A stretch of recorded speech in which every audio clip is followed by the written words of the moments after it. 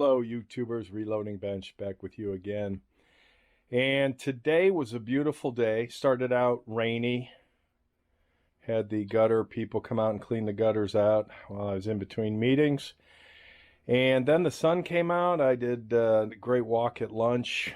And I decided that I would wait and do this indoor later than attempting to do this on the driveway with the sun out earlier, because the driveway has an incline, and the only way I got this off the pallet was to move it to a dolly, a carpet dolly, a mover's dolly. So this has been in the garage since, a week ago when it was delivered, and I just move it around when I need more space.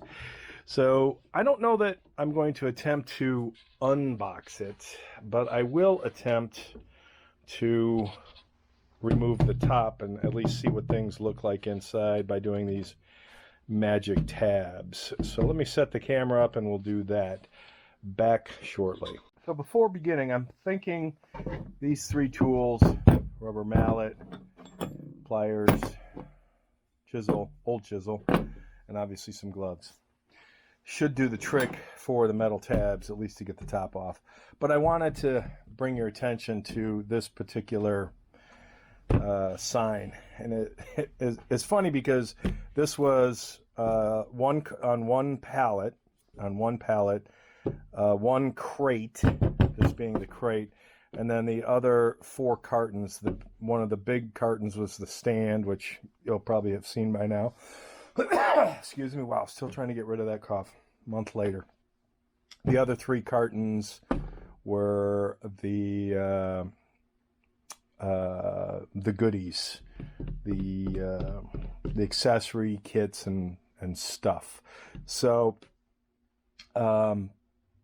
let's get started, and we'll see if we can get these fun tabs off. Very similar to the Viver lathe, so this must be a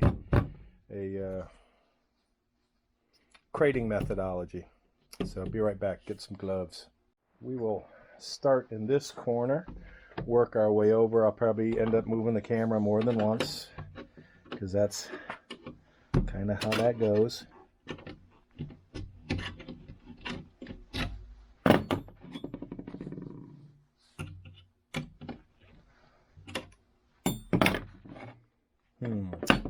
You know what? This is probably going to be a no-go because hammer and metal don't go so well. So let me get the harder hammer. Metal on metal is usually a better convincer.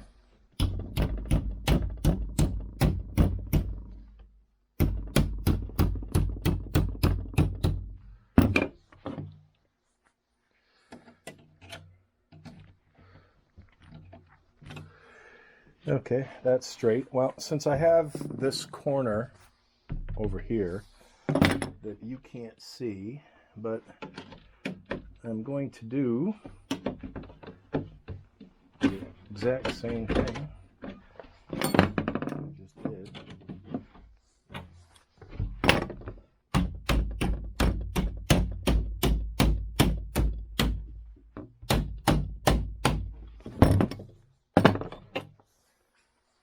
Spend more time straightening the tabs out than maybe anything else. Straight tabs make a difference. I move the camera back.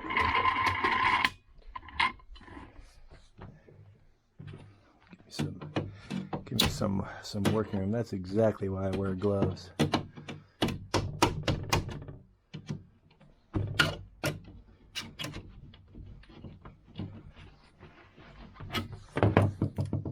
Exactly.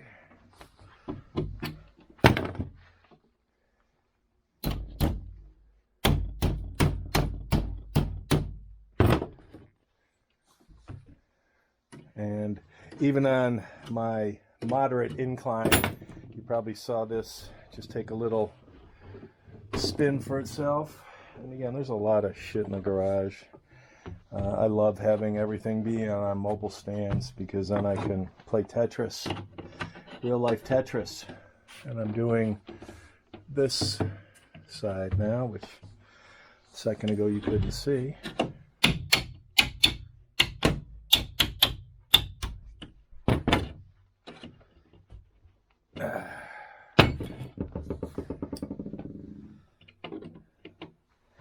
Recording as I go.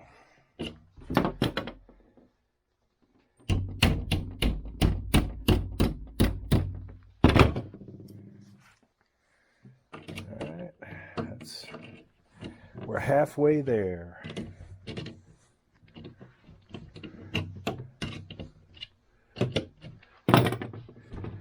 It's a pretty little ingenious method of cheap packing, strapping. I mean, nobody's gonna accidentally open this shit.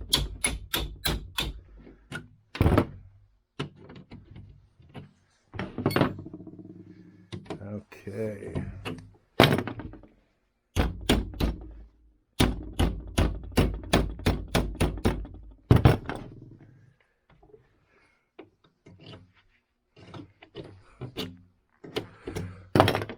We're almost 75-ish% there, maybe 65.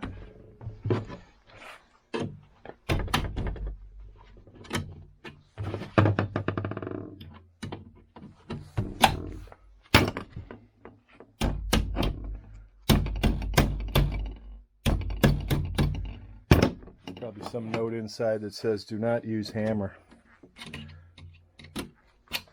That would suck.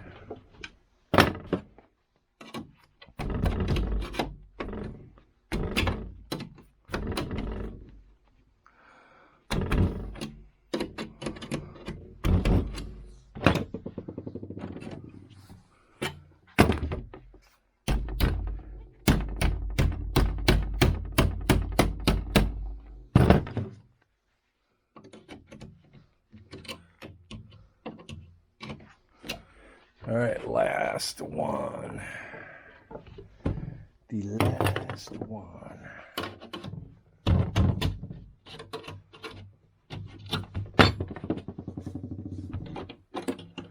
This would have been too much of a bitch on the driveway.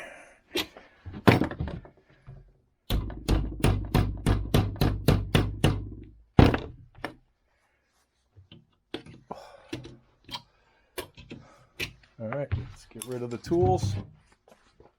Crack open King Tut's tomb. Let's see, since this was, I don't know which will be front or which won't, so we'll go back to the sign.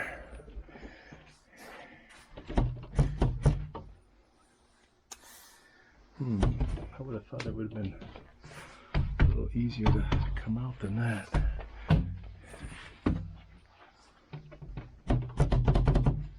Okay, back to the tools. Let's give it a little convincing. That was good.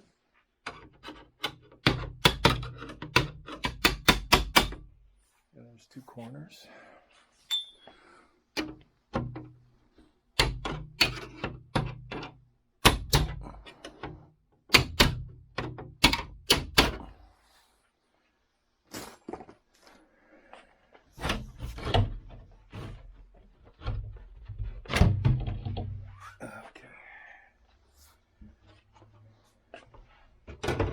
Naturally, this is the back, so let's rotate it around.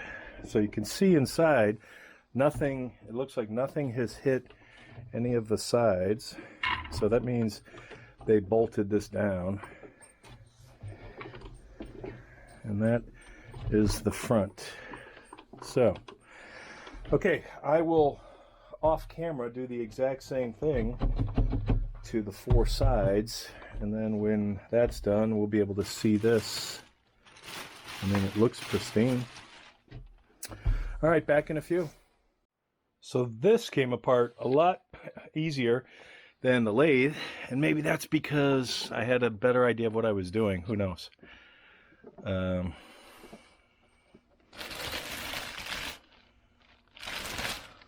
looks,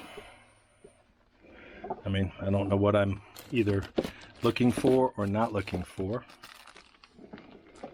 but it's DRO cables. I don't see damage, so I'm a happy camper. All right, next steps, maybe getting it on the stand. So I undid this tab to release this. This looks like my DRO tablet. This looks like the toolbox of stuff. This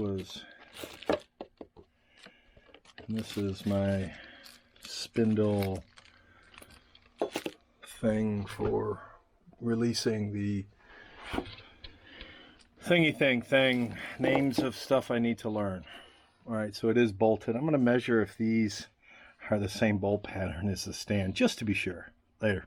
The good news is these are 7 1/4 wide by 12 on center long, which matches the stand. So that's good news.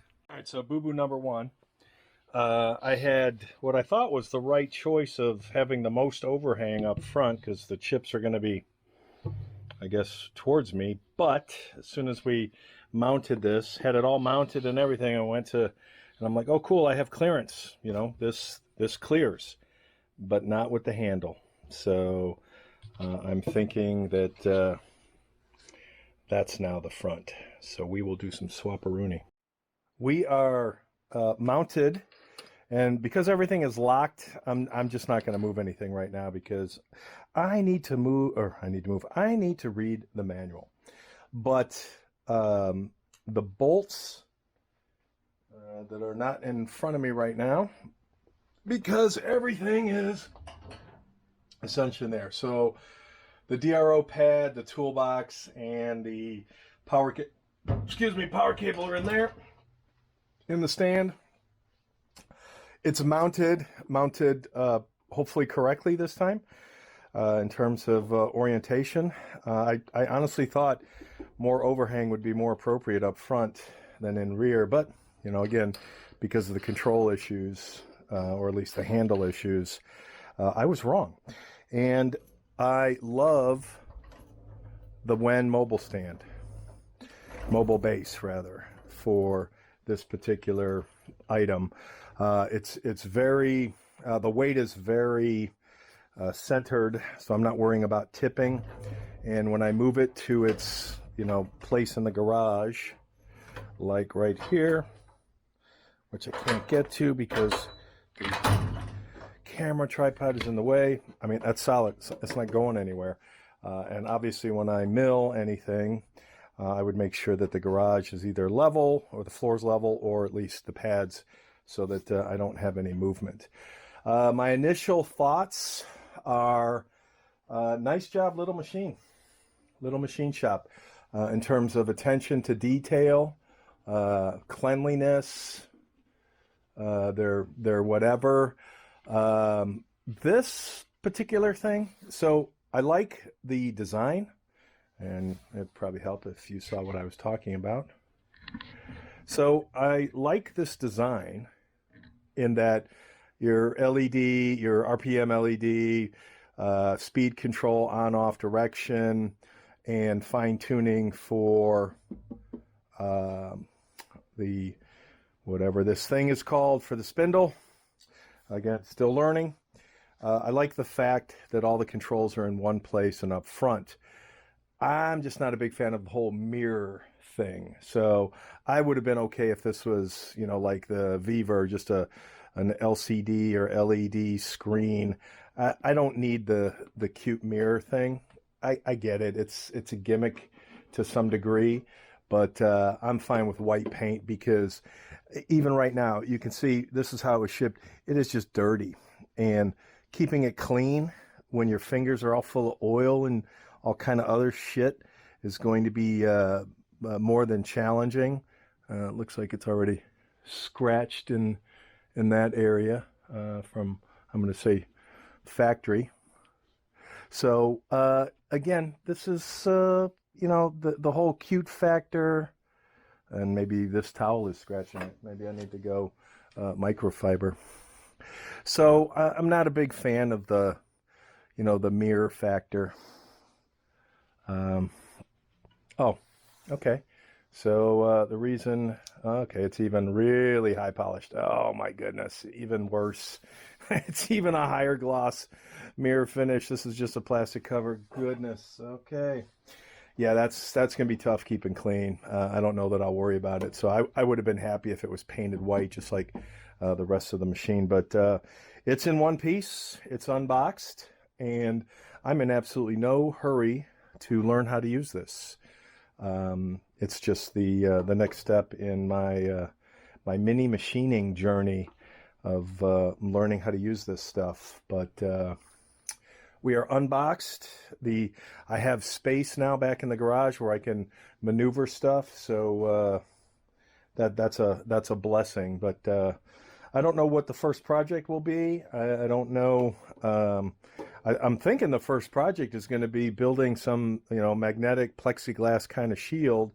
When I went to buy this, the cute version that Little Machine Shop sells was out of stock, and it doesn't look like it would be a difficult thing to make, especially when it's on top of the vise. So I'll probably start unboxing more stuff. I got to figure out where I'm going to put stuff, whether I mount it to the side of the cabinet, near the top, or what. But the shipping bolts were the same M8s, only they were probably 40 millimeter, maybe 45, 50, than the 30 millimeters that they included for the mounting.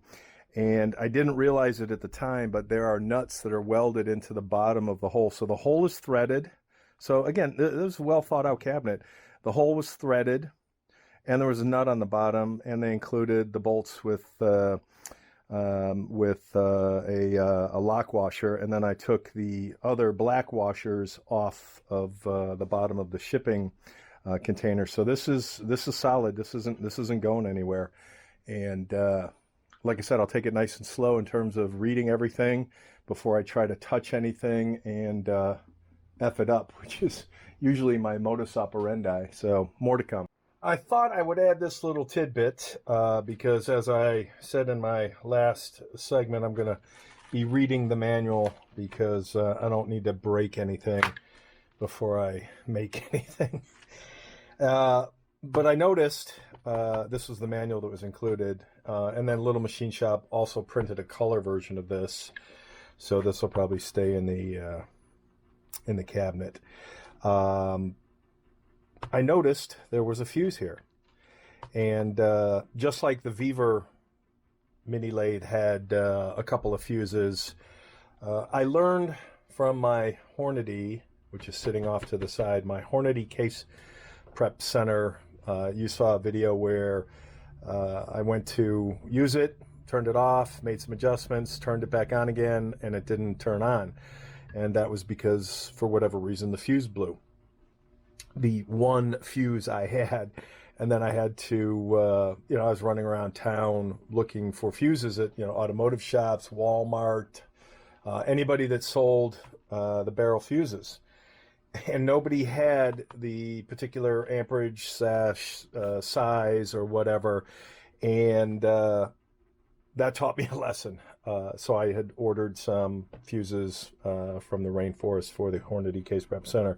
So with the Weaver mini lathe, I've got 2 extra fuses. So, that's a lot, and I shouldn't be blowing fuses. But Murphy's Law, so I bought more. I prepared. And these are Bojack's 5 by 20 millimeter, 10 amp fuses, 250 volt fuses. So I'm good for the mini lathe. And when I saw this from Little Machine Shop, I thought, okay, I'm going to need to buy some more fuses just for the mini lathe. The cool thing is these are the same fuse all the way down to the markings on the fuse. I believe it's F10. Let's see if I can get it right. It's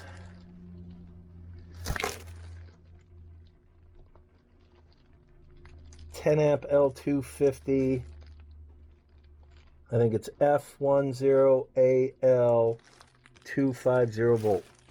which translates into, when you measure it, these fuses, the 5x20 10 amp 250 volt. So I now have a buttload of fuses, and I have a couple versions of this this manual, which I will intimately become acquainted with. So more later.